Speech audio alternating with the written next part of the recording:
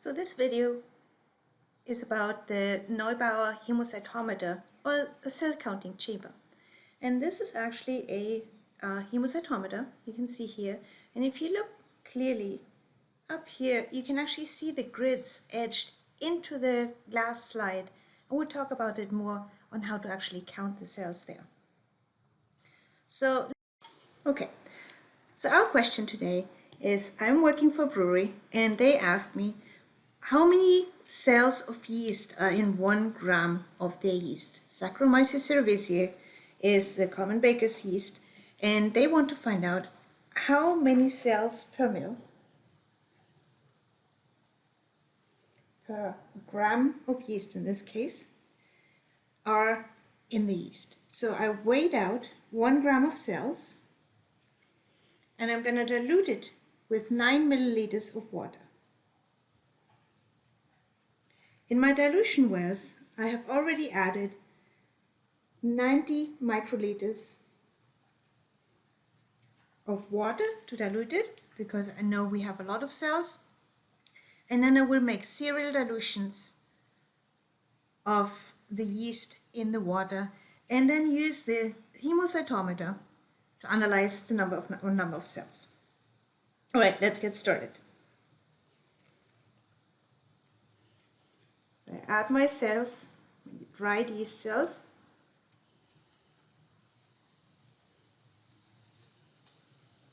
To my 9 milliliters of water. 1 gram and 9 milliliters, the 1 to 10 dilution. I shake it up properly.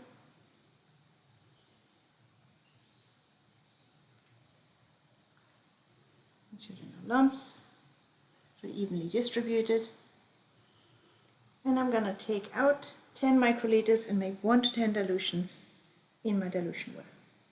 So for the 90 microliters, I had set the pipette to 90 microliters, a P200, 090 is 90 microliters.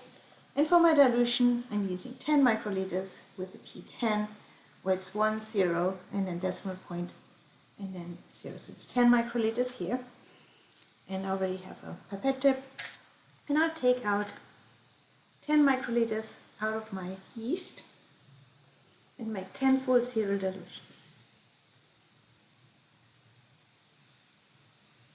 This is my first 10 microliters. And then I make 10-fold serial dilutions. I put it in the first well, I mix it properly, and you can see how cloudy it becomes because there's so many cells.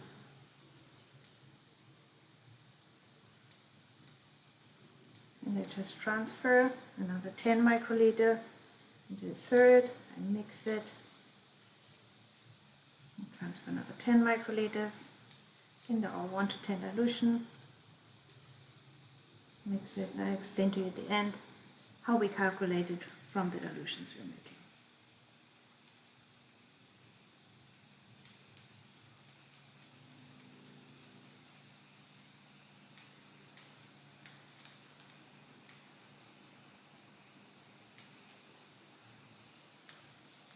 Okay, so these are my dilutions, and now I'm going to take 10 microliters of my dilutions and examine it in the hemocytometer to actually count my cells.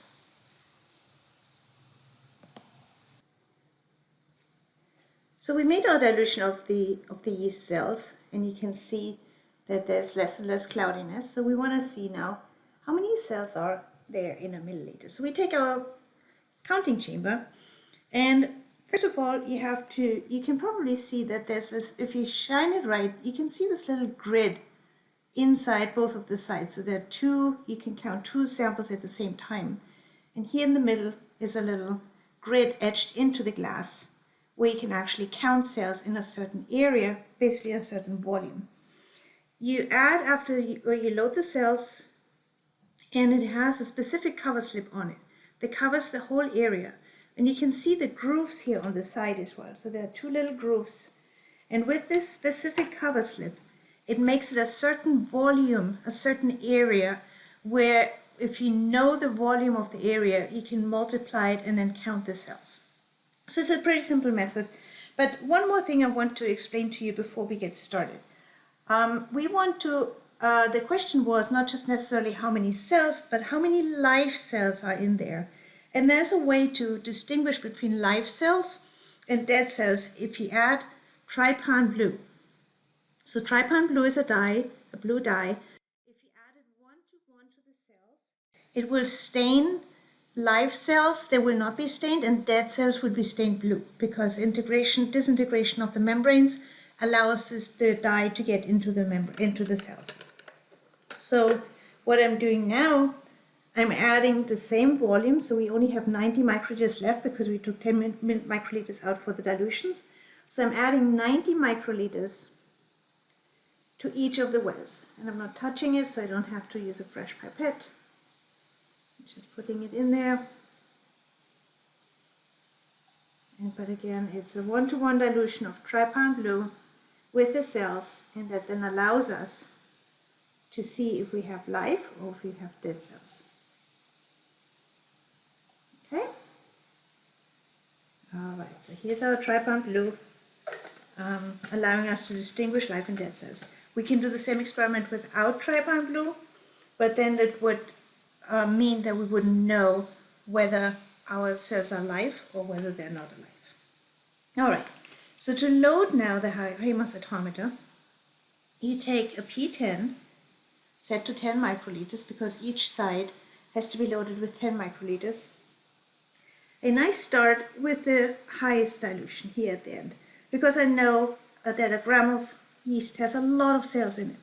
So I'm going to start off with the highest dilution at the end, and I will load it at the bottom, and then the second one from the back I will load to the top.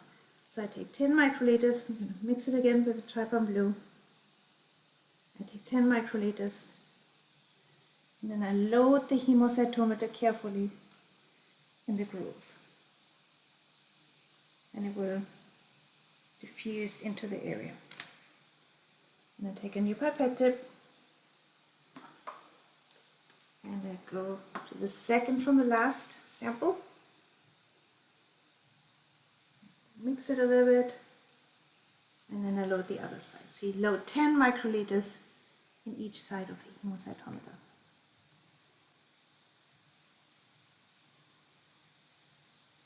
Alright, so now it's ready to be looked under the microscope. Let's go and check out how many cells we have. So in the first few slides I didn't see anything because the cells were too diluted.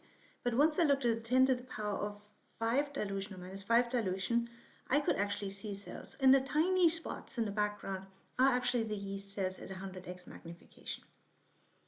If you zoom in a little bit, you can actually see the different cells, and you can also distinguish between live and dead cells.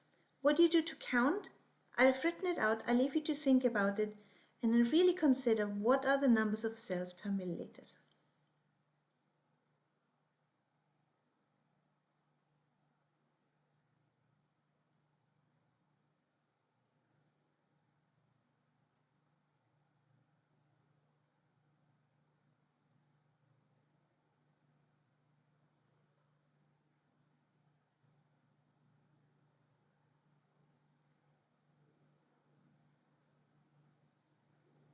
So we have now real-world applications where brewers really do these kind of calculations all the time, and it's a very useful technique to have.